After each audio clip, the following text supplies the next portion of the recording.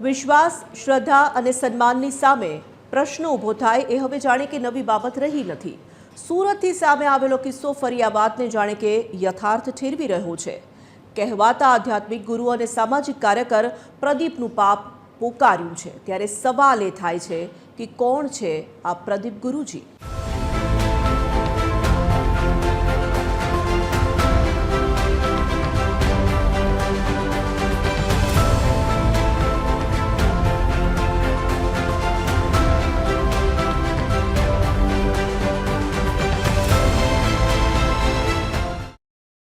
પ્રદીપ ગુરુજીના નામે જાણીતા આ પાખંડીનું નામ છે પ્રદીપ દિલીપભાઈ જોટાંગિયા.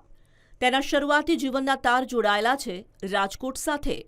રાજકોટના મનહર પ્લોટમાં પહેલા તે સત્યમ હેરડ્રેસર નામથી સલૂન ચલાવતો હતો.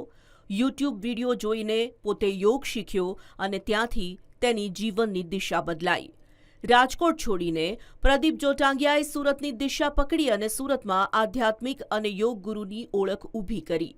સુરતમાં વધારે વસ્તી પાટીદારોની હોવાથી પોતાની જાતને પ્રસ્થાપિત કરવા અને ઘરોબો કેળવવા પોતે પાટીદાર હોવાનું જણાવવા લાગ્યો અને પોતાની સાચી ઓળખ તેણે આમ છુપાવી હતી.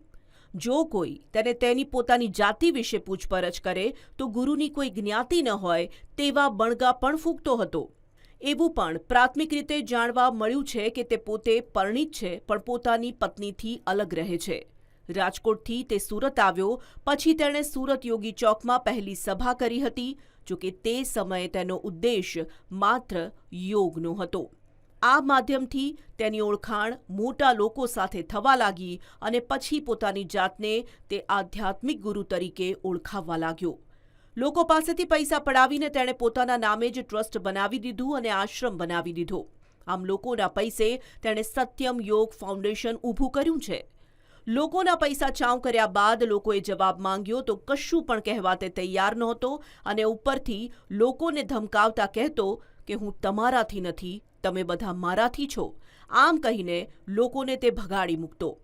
લોકો પાસેથી પૈસા પડાવીને પરત ન આપવા પડે એટલે લોકો ઉઘરાણા કરીને પરેશાન કરે છે તેવું સાબિત કરવા આ પાખંડીએ આત્મહત્યાનું નાટક કર્યું હતું. જોકે ભોગ બનનારાઓ ફરિયાદ નોંધાવી ચૂક્યા હતા અને સમગ્ર મામલો કોર્ટમાં પહોંચ્યો તો તેણે પૈસા પરત આપવા પડ્યા હતા. કતારગામ, વરાછા, મોટા વરાછામાં તેણે ચીટિંગ કરી હોવાની ફરિયાદ પણ દાખલ થયેલી છે. લોકોને છેતરવાથી લઈને તેણે નકલી નોટ છાપવા સુધીનું સામ્રાજ્ય વિસ્તાર્યું અને આખરે તેની બધી લીલા સામે આવી ગઈ અને તેની ધરપકડ કરી લેવામાં આવી છે. એક સલૂનથી શરૂ કરીને આ પાખંડી યોગ ગુરુ બન્યો અને આખુંએ આ નેક્સસ ઊભું કર્યું હતું.